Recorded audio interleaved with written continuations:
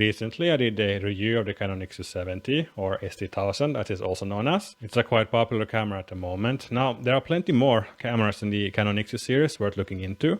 For example, this one here, the Canon IXUS 100 from the year 2009. In other regions it's known as the SD780. It's a bit problematic sometimes when they have different names in different areas, but I'll use the name IXUS 100 because it's a bit easier to remember, I think. So what makes this camera special, or what makes it better than the IXUS 70? Well, first of all, it has an image stabilizer, which is also in the name of the camera. It's actually called the IXUS 100 IS. There is HD video, or at least at 720p, which is not so common for digicams with CCD sensors. The format is even smaller than the Canon IXUS 70. It's slightly thinner, and it has much more rounded corners, which means that it doesn't have the same iconic look as the IXUS 70, but still it's made out of metal. It has a very nice design, and yeah, it looks great still. And just like the IXUS 70, it's very fast and responsive, starts very fast and takes a picture basically instantly. There are some changes which might not be considered improvements. Well, first of all, there is the play button, which has been moved from the switch to the what used to be a customizable button. So there's no more like customizable button on the IXUS 100. Here on the switch now, instead of the play button, there is one more mode. So it starts with the full auto, then there is program mode, and then video mode.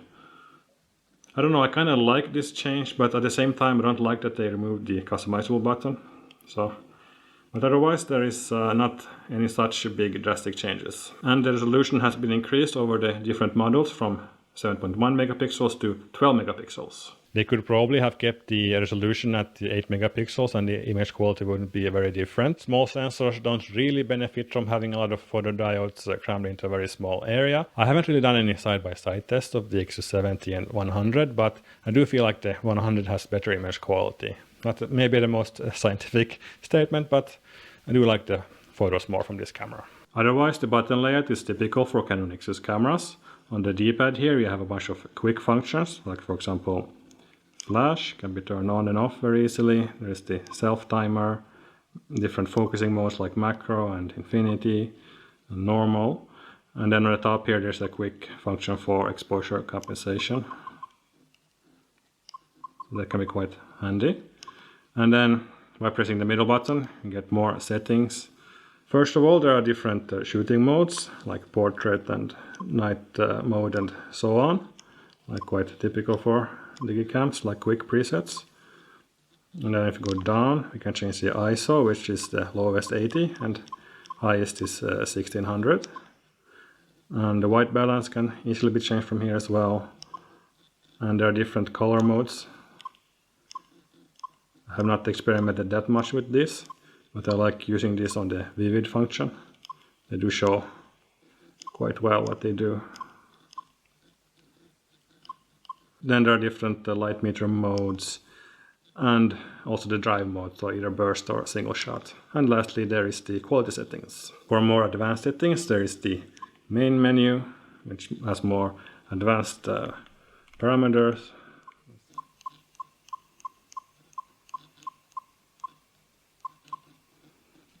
Typical settings you find on the Canon IXUS cameras are quite a lot of things to customize. The image quality is good for the type of camera and the sensor size, and the photos do look quite good on the base settings.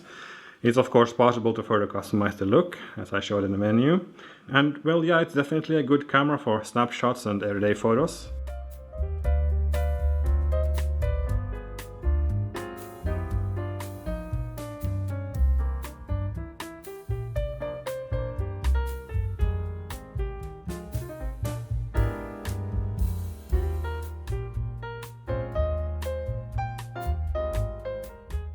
Now the video quality is quite good, I would say. I mean, relatively speaking, of course. I mean, I wouldn't go and compare it to modern 4K or 8K cameras, but for, let's say, vintage small sensor camera, it's quite nice, I think.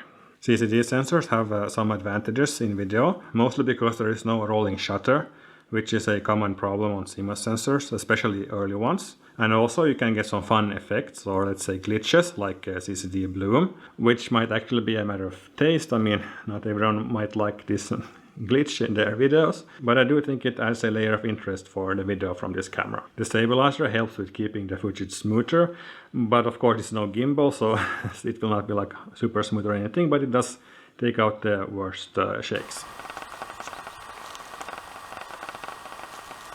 Well, let's do a walking video test as well. I'm out shooting with the Sony S70 today, and yeah, quite fun camera to test. I'm quite curious how the video sounds from the S70, because the videos I've recorded so far, they have this background hiss for whatever reason. I don't know, maybe because of the lens. So we'll see if it's usable as a vlogging camera.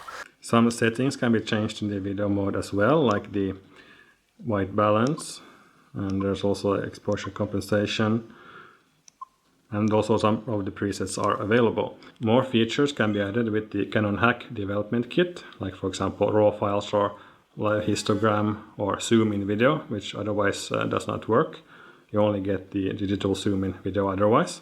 I think I'll cover that in a different video though, because otherwise I'll have to do one for each video, and it's pretty much the same thing. I mean, it comes to installing and so on. The features are quite similar between the cameras. But yeah, more about that in a different video. So yeah, just like the Canon IXUS70, this is a very nice, small and fast pocket camera.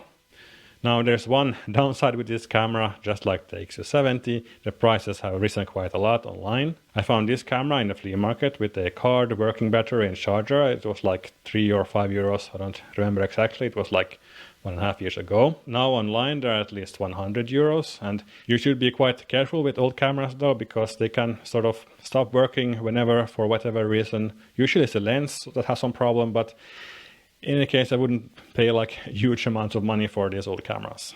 Well, anyway, I think this is all for this video. Thank you for watching and see you in my next video. Bye!